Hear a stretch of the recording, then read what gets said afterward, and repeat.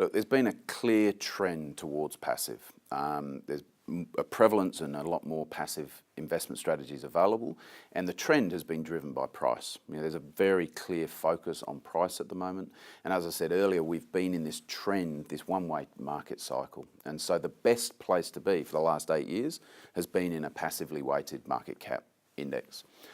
So it's been the right place to be, arguably, but passive, just because it's cheap, doesn't necessarily mean that it's the right strategy. And we certainly feel that we're moving into a market environment where we're going to see some volatility come back into markets.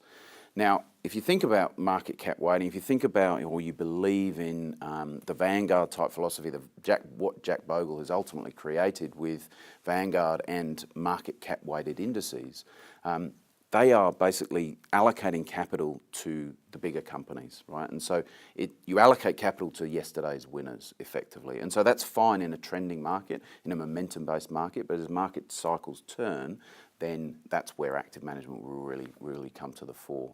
Now, if we think about market cap weighted indices, we just look at Australia alone, 9 cents in every dollar goes to the CBA. So if you're in a passive fund, 9 cents goes to the CBA, 25 cents goes to the banks. My question is that the right starting point? Certainly from my perspective, I think the starting point should be zero, right? And then we allocate capital to companies based on how much is appropriate for those companies. Take that over, extrapolate that over to the US or global markets. Now global shares, every single dollar that goes passively into global shares, roughly 60 cents in every dollar goes to the US share market. Now put that in context, it wasn't that long ago that the Japanese share market was 40 cents in every dollar. TMT was 36 cents in every dollar. We all know how both those cycles have ended. The question is, where will that market go from here?